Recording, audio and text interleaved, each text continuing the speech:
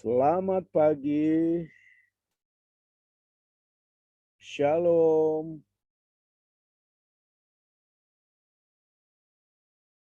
Kasih karunia Tuhan Yesus menyertai kita semuanya. Haleluya. Puji Tuhan. Kemarin saya dan tim melaksanakan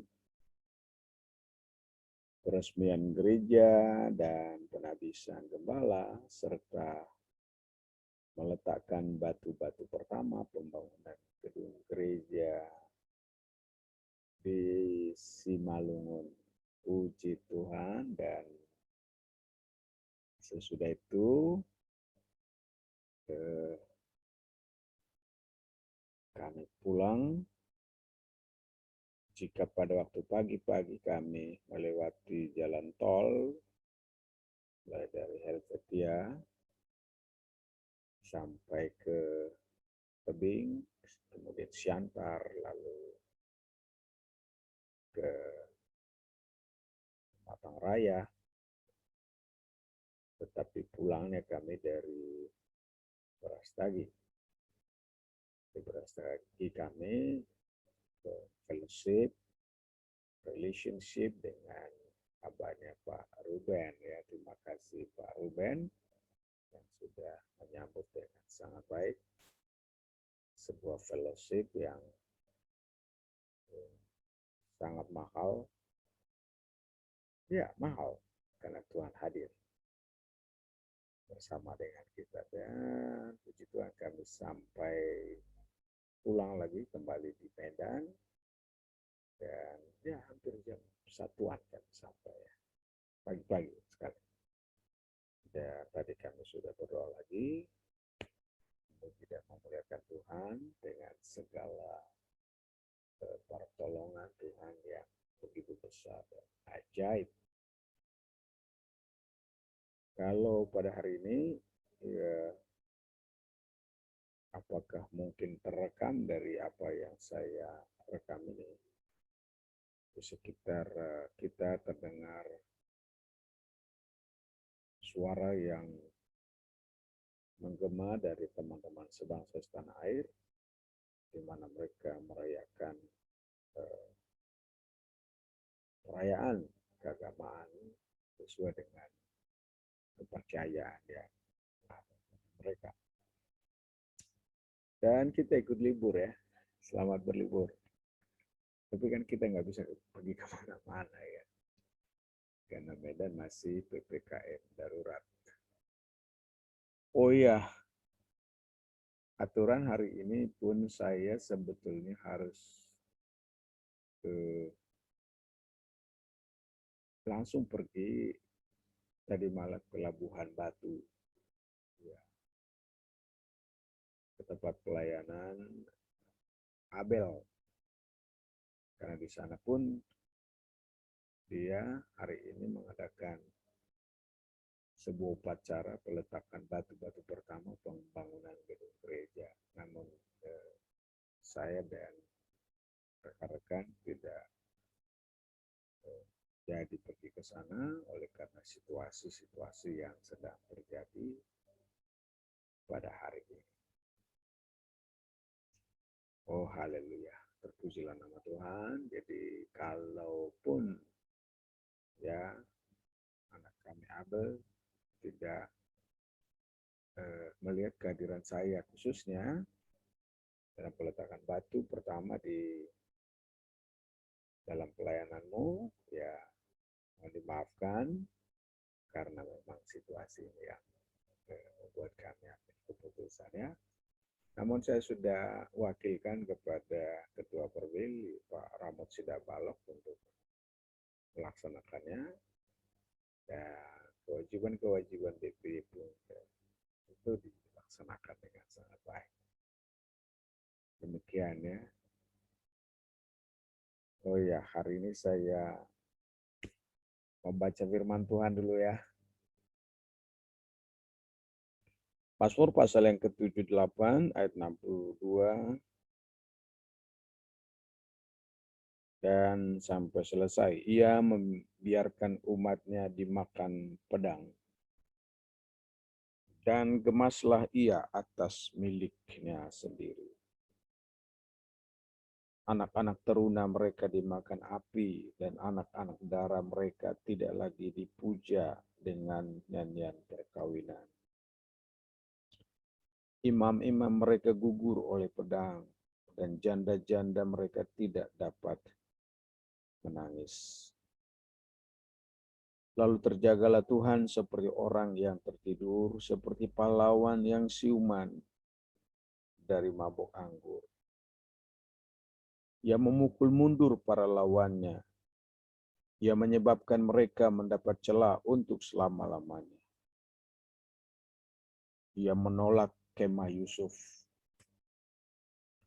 Dan suku Efraim tidak dipilihnya. Tetapi ia memilih suku Yehuda, Gunung Sion yang dikasihinya.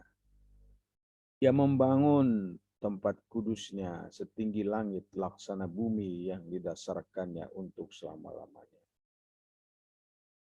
Dipilihnya Daud, hambanya, diambilnya dia dari antara kandang-kandang kambing domba. Dari tempat domba-domba yang menyusui didatangkannya dia untuk menggembalakan Yakub umatnya. Dan Israel miliknya sendiri. Ia menggembalakan mereka dengan ketulusan hatinya dan menuntun mereka dengan kecakapannya. Mazmur 78 ini ditulis oleh Asaf dan dinyanyikan sesuai dengan pengajaran Asaf. Kenapa pengajarannya? Ternyata dalam pasal yang ke-78 kitab Mazmur ini ada sebuah pelajaran dari sejarah yang dialami oleh umat Tuhan. Sejarah, the story. Ya. Pengajarannya apa? Kalau kita lihat ya, di sana dia menceritakan tentang bangsa Israel. Kemudian di sana juga dia menceritakan Bani Efraim, keturunan Yusuf. Di sana dia menceritakan bagaimana umat ini mengalami perbuatan-perbuatan Tuhan yang hebat. Melalui padang gurun, melewati lautan, Tuhan menyediakan di padang gurun makanan, minuman, air, keluar dari batu karang. Di sana terjadi semuanya itu. Tetapi ada sesuatu yang Tuhan lakukan terhadap mereka.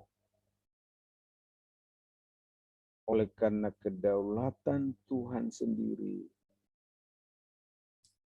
maka Allah mengizinkan mereka mengikuti keinginan hati.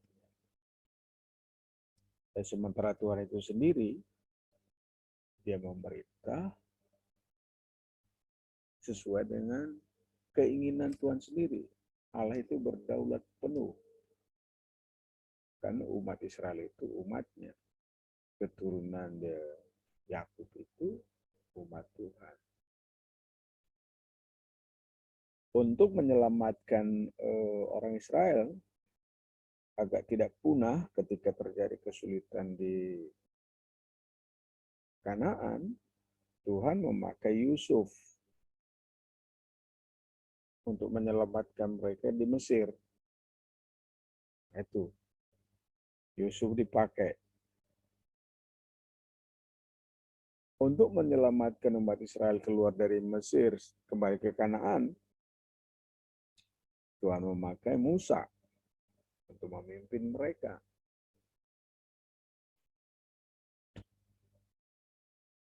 Dan Tuhan berdaulat ya, memimpin, memanggil, memakai orang tertentu untuk menjadi pemimpin.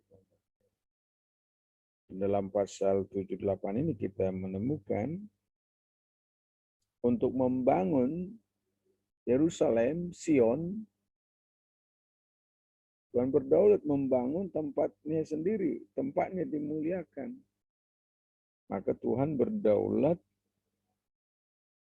memanggil dan mengurapi Daud memimpin umat Tuhan ini. Sehingga nama Tuhan dimuliakan dalam bangsa ini. Sebab karena sesungguhnya ya Tuhan mau sampaikan bahwa dalam ayatnya yang terakhir tadi kita menemukan bahwa Ia menggembalakan mereka dengan ketulusan hatinya dan menuntun mereka dengan kecakapan tangan. Dari sini kita bisa melihat ya, untuk menentukan pemimpin bagi umat Tuhan itu Tuhan berdaulat. Mau pilih siapa. Karena yang memimpin umat Tuhan itu adalah Tuhan sendiri sesungguhnya. Jadi dia berdaulat memilih siapapun. Dan Tuhan mau supaya siapa yang dipilihnya itu tidak boleh atau harus senantiasa tunduk kepada kedaulatan Tuhan sendiri. Dalam kepemimpinan itu. Jadi Tuhan berdaulat. Umat Tuhan itu hanya berserah. Dan menarik sekali dalam ayat yang ke-72 itu, Ia menggembalakan mereka dengan ketulusan hatinya dan menuntun mereka dengan kecakapan tangannya. Dipilihnya dari keturunan Yakub dan secara khusus dari keturunan Yehuda, yaitu Daud, untuk menjadi wakil Allah sendiri, memimpin umat Tuhan itu di ibu kota Yerusalem. Wah, ini hebat sekali. Apa yang saya mau sampaikan pada kita pada pagi ini tentang semua ini, yang pertama adalah Allah itu berdaulat penuh atas umat yang dipilihnya. Nomor 2, jika umatnya itu tidak sepenuhnya berserah kepada kedaulatan Tuhan, maka Tuhan sendiri juga dia tunjukkan dirinya berdaulat sepenuh untuk memilih siapapun yang dia suka. Karena dialah sesungguhnya gembala bagi umatnya. Nah, jadi siapa terserah, mau dari keturunan Buddha, mau dari keturunan Lewi, mau dari keturunan Yusuf, terserah. Dan dari sini kita bisa melihat bahwa menjadi pemimpin itu adalah kedaulatan Tuhan dan kasih karunia Tuhan. Bukan karena kita terlalu sempurna sesungguhnya ya. Ya, kita banyak kekurangan, kelemahan. Ya Tuhan berdaulat sepenuhnya. Ya, semaksimal mungkin kita mendekati kepada rancangan dan keinginan Tuhan itu sendiri. Dan Daud itu punya kelebihan ya. Kelebihannya di sini dia menggembalakan mereka dengan ketulusan hatinya. Integritas itu tulus hatinya. Dan juga dengan kecakapan tangannya. Ya, dua ini dibutuhkan. Ketulusan dan kecakapan. Kiranya Tuhan Yesus memberkati kita. Selamat pagi. Tuhan Yesus memberkati. Maju terus dalam doa. Haleluya. Saya Pendeta Yafet mengucapkan Shalom, Shalom, God bless you. Haleluya. Bye.